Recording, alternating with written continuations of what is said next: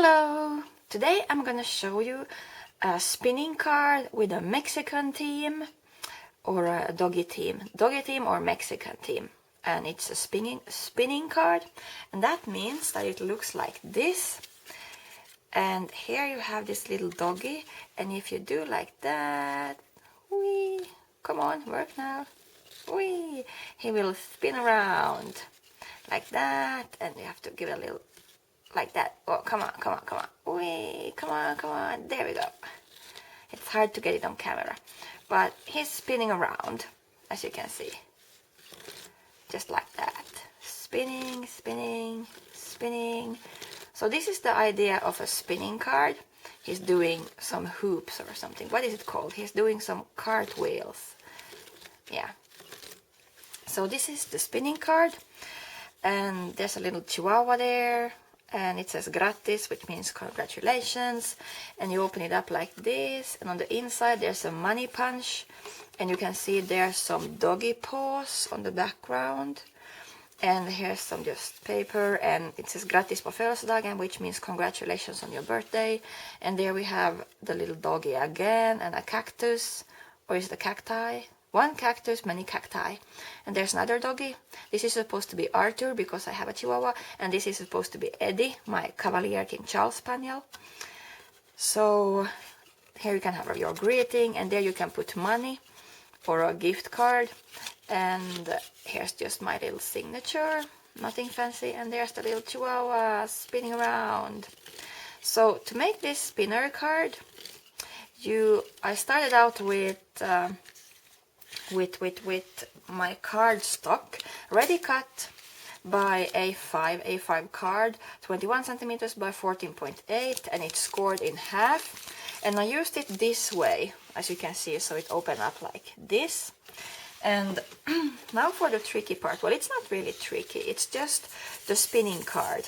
I took some white piece of paper, and I cut it out a little bit smaller than the front, otherwise it would have covered everything, but I wanted it to have some nice edge here, as you can see. So I cut out, although it was A5, I cut out a little bit of the sides. Just, you can do how much you want, but I just cut a little bit. Then you will need a metal ruler. It's important that it's metal because you're going to use one of these knives. X-Acto knife, cutting out knife, something like this, really sharp for crafting. And you're going to choose where you want the spinning thing to be. So let's say you want it like this, and depending on how thick the line will be, depends on your spinning mechanism, because I used Finnish pennies. These are old Finnish money. Nowadays we have euros and we have cents, but I used to collect these when I was a kid, so I have a lot of them. So they are Finnish pennies, because my grandmother said that if you find a penny, it will bring you happiness, or it will bring you good luck. So I have a lot of this. So you're gonna need two. I don't know how big a dollar is. I don't know how big your American cents are. I guess you could use the European cents, like euro and cents. So the 5 cent would be great. But these are just some old Finnish pennies. Something hard and round. So you have to see that it's gonna be smaller than this. Otherwise this will pop out from the line. So this would be great. Maybe a little bit bigger. I could show you how to make this. Maybe a little bit bigger. Not so much bigger though, just like that. And then you're just gonna close it like that, and then you're just gonna take your knife and you're gonna cut it out. I'm just gonna really, for showing purpose only, I'm gonna show you just cutting it out. If you have a plastic ruler, there's a chance that this knife will harm or damage the plastic ruler, so I strongly suggest a hard metallic ruler. And now just the ends, and this is only the hard part really. And this, how thick this line is, depends on your pennies. or your cents, depending what kind of money you use. If you have something else than money, that's great as well. I use money. It's easier that way. And then you're going to need one on one side and one on the other one side. So I'm going to take this double-sided dimensional tape, and you're just going to need a little piece of it, like that. I think that is good. If you have round ones, that's great. This is square. So you're going to put one here, and you're going to remove the protection there, and you're going to put it beneath like that, and put this one on top.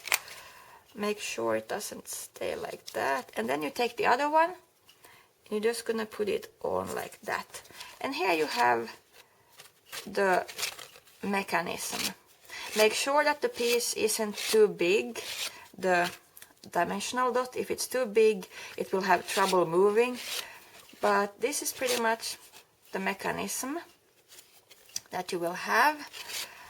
And I put on, of course, I put on one more dimensional, or you could just use double-sided flat tape, the advanced type glider. Or a glue dot. A glue dot would be great as well if you don't want so much sticking upness.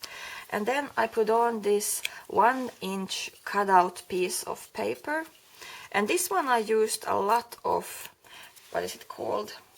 Of the tape on this side, because I'm gonna glue the little Chihuahua that's gonna spin around. I'm gonna glue on top of this one. But basically you just put it there like that, and now you have your spinning thingy ready. One thing you might want to do is decorate this before you cut out everything. I actually cut it out first, and then I decorated, and then I put on the spinning mechanism. So make the line, cut out, and then decorate it, and then put on this spinning wheel. And the way that I decorated it, I just cut out different pieces of patterned paper, and I cut them out with deckled scissors. This is supposed to be like a Mexican felt, Mexican blanket or something. I just cut out with deckled scissors different pieces of paper. I glued them on with double-sided tape, or I taped them on with double-sided tape. And then I made the little Chihuahua spin around here. He's also on a round thing, so that's how he is going here. Let me see, how did I do the Chihuahua? The Chihuahua is a stamp, clear mini stamp, and there is the Chihuahua, muchas gracias, and there's a cactus. It's called muchas gracias. It's the name of this stamp set. The other one with the other doggy is also clear mini stamp. This one is called the worst 10 minutes. Because he says that he gave up chocolate and that was the worst 10 minutes of his life. So I used those two doggies and I stamped it on paper. You could do this on watercolor paper. I recommend watercolor paper. I just used one of these normal paper. And then I colorated him with my Distress inks, just one drop of each color that I wanted to use. And my H2O pen, I colorated him. And then I wanted some embellishment, so, well, something to pop up. So his hat, his sombrero, I think it's called sombrero. I put on some glossy accent so you can see it shines. And his eyes, I put on some glossy accent as well. So they are kind of popping up and they are shiny. And his hat is shiny as well. Then I cut out him with small scissors and I glued him on top of this one. So now I have a Chihuahua spinning around, doing some crazy things. Now is the thing that you have to remember. When you glue this whole part on top of the card, if you want something inside, like I wanted these doggy prints, I put it through my cuddle bag. Not cuddle bag, sorry, you could use your cuddle bag, but I used my Big Shot. I don't have a cuddle bag. So I used the Fiskars texture plates. It was Paws and Prints, I think the name was, or just Paws. And I put it through my Big Shot like this, like a sandwich. and you have to do that before, so you can see there a little bit of the paws inside, and then you can glue this on now, this whole thing to your card, but it has to stay up. So I really recommend using dimensional tape again. Whatever you have, it depends on how big your mechanism is, because if it lies flat it won't be able to spin. If it lies flat it just won't do it. It has to have some space so it can move around. So I put on, as you can see here, let me show you, can you see there beneath, I put on some dimensionals so the mechanism can spin around. So on the whole front card you will have some dimensionals on top of this, and then you glue it on, and that should make the card freely to spin around like this. That's really important. So don't glue it flat to the card. You have to give it some space so it will be able to spin, like you can see there. Remember that. And that should make it really okay. You can of course decorate the front whatever you want with it. I just wanted some Mexican blanket or something, I don't know. And gratis means happy birthday, so it's going to be a birthday card. Really simple, but it's still kind of nice to have this little spinning. Oh, I can't stop spinning him. Okay, and the inside, just cut out this square, not square, rectangle thing. I scored here and here to make it a little bit punch, so you can actually put some, I don't have money here and there, but you can put money inside there. That's just a cutout of a half 1 inch circle, not really a half, just a little bit of 1 inch circle, so you can have it so it's easier to take money away.